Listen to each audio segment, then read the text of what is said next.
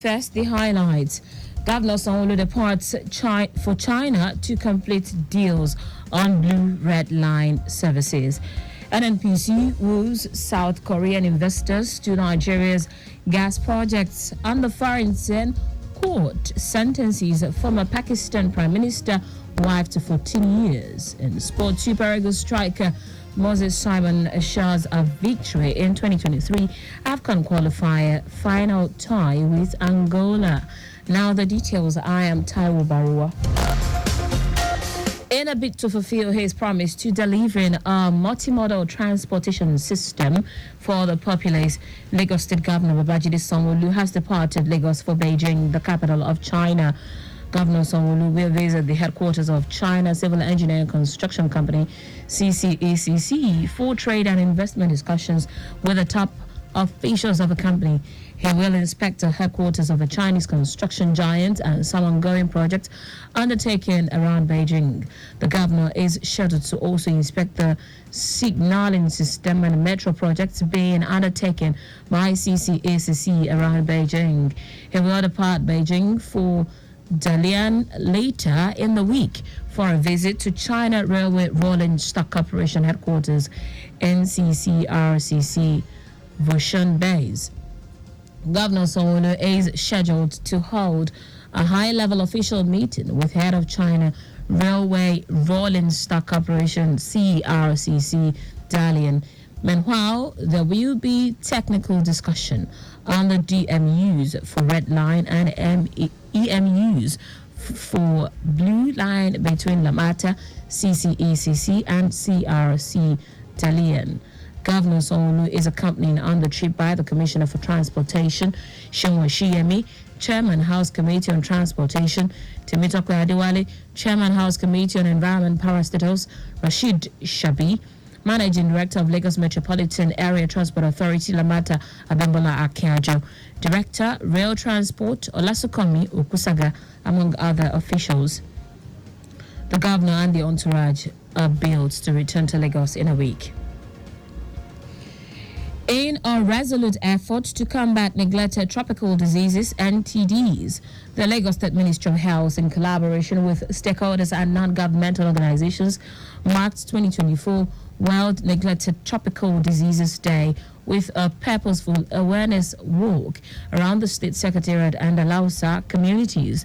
The event saw active participation from representatives of a partner NGO, including Marian Ede of Evidence Action and Francisca Olamiju of a Mission to Save the Helpless, Mitosouth, along the representatives from the Federal Ministry of Health.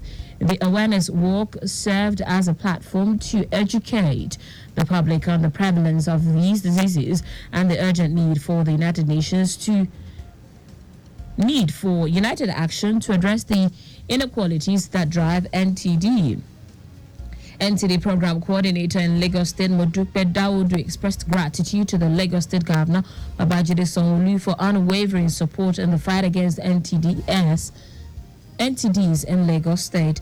Dawodu, who represented the Permanent Secretary, Lagos State Ministry of Health, Olusegun Ogboye, highlighted the significance of combating neglected tropical diseases such as onchocerciasis, lymphatic filariasis, schistosomiasis, leprosy, and trachoma. Lagos State Government has given a 30-day final notice to owners, occupiers of residential buildings illegally converted to churches, mosques, clubhouses, lounges, and bars across the state without approval for change of use to revert to the original use of the structure. General Manager of Lagos State Building Control Agency, Lapka Bolahoki, says this applies to all structures located within residential areas without requisite permit from relevant authorities.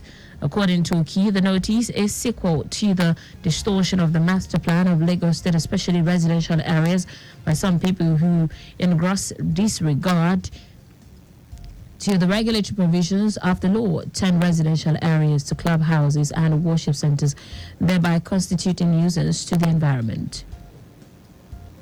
Now to the rest of the stories. The Nigerian National Petroleum Company Limited, NNPCL, has held talks with a South Korean consortium on the development of gas projects in Nigeria. The discussion, which was held in Seoul, South Korea, were aimed at deepening NNPCL's drive to tap into the nation's vast gas resources to be a supplier of clean and affordable energy to the global market. South Korea is a major destination for liquefied natural gas export, and the consortium, in collaboration with the Korean Export-Import Bank, has expressed interest in advancing discussions on investing in greenfields and other gas development opportunities. The talks will lead to a Memorandum of Understanding (MOU) that will unlock strategic foreign direct investment in line with President Bola Tinubu's policy of making Nigeria a prime destination for global investors. This represents a significant stride towards deepening the utilization of gas in country and growing gas revenues. The Supreme Court has dismissed an appeal by the All Progressives Congress and its governorship candidate in Adamawa State, Aisha Dahiru, known as Binani. The five-member panel, led by John Okoro, said the appeal lacked merit. The court also condemned the conduct of the state former resident electoral commissioner, Hudu Ari, who earlier declared Binani winner of the election, describing it as irresponsible and criminal. In foreign news now, Pakistan's former Prime Minister Imran Khan and his wife Bushra Bibi have been sentenced to 14 years in jail in a case related to the illegal selling of state gifts. An accountability court in Rawalpindi, which deals with corruption cases, also ruled that the couple would be ineligible to contest for public office for 10 years, while also slapping a fine of 750 million rupees. The sentencing came a day after Khan was given a 10-year prison term for revealing state secrets. It was unclear whether the sentences were to run consecutively or concurrently. The conviction against arguably Pakistan's most popular politician came about a week before the general elections on February 8. In sport now, Super Eagles striker Moses Simon says the team will do their best to beat the Palancas Negros of Angola in a quarterfinal tie. The two teams will battle for a place in the semi-final when they clash at the Felix Houphouët Stadium, Abidjan, on Friday by 6 p.m. Nigeria time.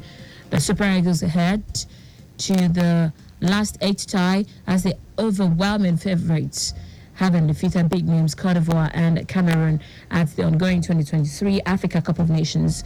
Despite their impressive display in the competition, Simon insisted that it is important for the players to keep their feet on the ground. And that's it on the news at noon. But just before we go, maintain an equal distance from the vehicle ahead of you to avoid collision. You can follow us and like all our various social media platforms: X, formerly Twitter, Lagos Traffic 961, Instagram, Lagos Traffic Radio 961. Watch us live on Facebook, Lagos Traffic Radio 96.1 FM. On YouTube, subscribe and watch all the previous programs and news on our channel, Traffic Radio 961. Did you know that the Sanwo-Olu administration provided 61,000 units of single dual composite furniture for secondary school pupils? We can get more details on the Lagos State Government website.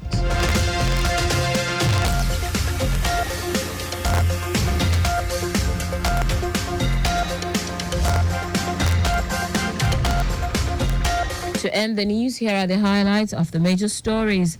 In a bid to fulfill his promise of delivering multimodal transportation system for the populace, Lagos State Governor Babajide Sanwo-Olu has departed Lagos for Beijing, the capital of China.